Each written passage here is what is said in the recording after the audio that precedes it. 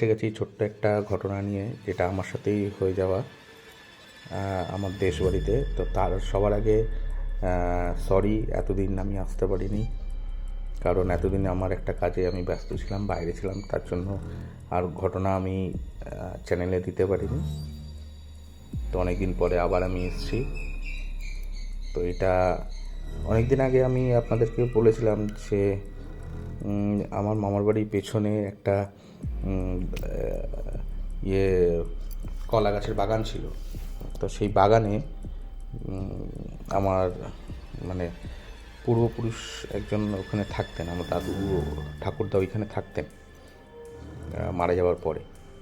তো সেই ঘটনাটাই নিয়ে এসেছি আজকে। তো ঘটনাটা শুরু হচ্ছে এরকমভাবে,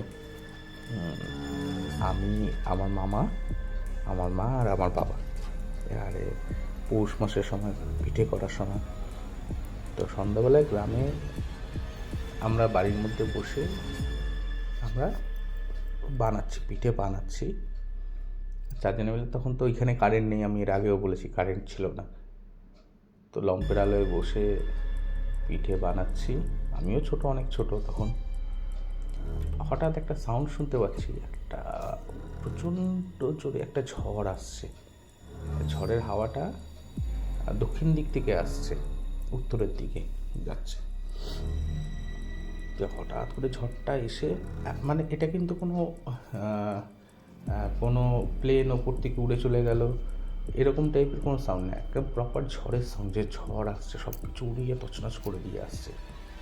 কটা বাজে, 7টা, 7:30 সন্ধ্যাবেলা। এবারে ঝড়টা আস্তে আস্তে সাউন্ডটা সামনে এসে দেখলাম আমাদের বাড়ির ওপর দিক থেকে চলে গেল, একটাও কিছু কিন্তু নড়লো না। এ আবার কিরকম, সেটা অদ্ভুত রকম, একটাও কিছু নড়লো না, ঝড় ওদিক থেকে সেদিকে চলে গেল। তো হঠাৎ দেখি আমার মা উঠে সাইডে সরে গেল। আমরা উঠোনের মধ্যে বসে, উঠোনের সাইডে বসে আমরা করছিলাম, পিঠে বানাচ্ছিলাম। তো ওখান থেকে মা একটা ঘরের মধ্যে ঢুকে গেল।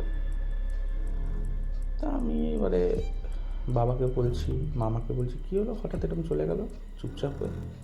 আমরা হাসি খুশি আড্ডা মেরে, হাসি ঠাট্টা মেরে আমরা পিঠে বানাচ্ছিলাম, হঠাৎ উনি চলে গেলেন সাইডে। তারপরে আমার মামা বলে, যা তাহলে গিয়ে দেখ কী হয়েছে। আমি লম্ফটা নিয়ে গেলাম, তখন মায়ের ভয়েস চেঞ্জ, বলছে, তুই কেন এসছিস, তুই চলে যা, লম্ফ নিয়ে আলো নিয়ে তুই চলে যা, আর তোর দিদাকে এখানে পাঠা, 1 গ্লাস জল নিয়ে আসতে বলবি, জল। অদ্ভুত রকমভাবে বলা এটা। আমি দিদাকে বললাম, তাহলে ঠিক আছে, আমি যাচ্ছি। আমার মনে হয় দিদা আগের থেকে ওটা করে রেখেছিল, কোনো কিছু একটা আভাস এসেছিলো যে না এরকমভাবে বলছে, মানে নিয়ে এসছেন, দিদা হাজব্যান্ড এসছেন। তো দিদা জল নিয়ে গেল। তারপরে আমরা সাইডে অনেকক্ষণ ধরে করে আছি, বসে চুপচাপ আছি। হঠাৎ এবারে দিদা ভেতর দিক থেকে চেল্লাচ্ছে, আয় সবাই মিলে, এরকম আমার মায়ের নাকি দাঁতে দাঁত লেগে গেছে। তো সবাই মিলে গেলাম, জল দেওয়া, সেই চামচ দিয়ে দাঁত ছাড়ানো, এইগুলো করে তারপরে আবার উঠলো। তখন আমার দিদা বলে যে এইটা আমাদেরকে এসে বললেন উনি, যে ওইখানে ওপর দিক থেকে, মানে ভূতেদেরও তো, মানে আত্মাদেরও তো অনেক রকমের হয়। তো তিনি কিনা রাজা, সবথেকে বড় হেড, যিনি সবথেকে বড় মাথা, উনি এখান থেকে ক্রস করেছিল। তা উনি নাকি যেখান থেকে ক্রস করে সেই জায়গা নাকি পুরো শ্মশানে পরিণত হয়ে যায়। যেহেতু উনি ওই যে আমি এরকম জায়গায় আছি, তো এই বাড়ির পেছনেই যে কলা বাগানটা আছে, কলা বাগানে আছি। তো উনি আমাদের বাড়ির ওপর থেকে যাচ্ছিল, আমাদের বাড়ির দর্শন করে দেওয়ার প্ল্যানিংয়ে ছিল, বাট আমি আটকে গিয়েছি। তা উনি ওপর দিক থেকে বেরিয়ে চলে গেছে, তখন আর কারো কিছু হয়নি।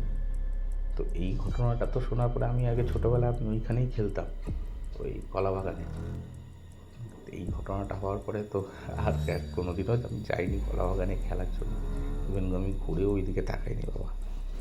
তো এই ছিল আজকের এই ছোট্ট একটা ঘটনা। এবারে আমার কাছে আরেকটা কথা, আমার কাছে আর কিন্তু কোনো ঘটনা নেই। এবারে আমার যে ইমেল আইডি আছে, ইমেল আইডিতে আপনারা ঘটনা পাঠান, যার ঘটনা ভালো হবে আমি সেটা পড়ে শোনাবো।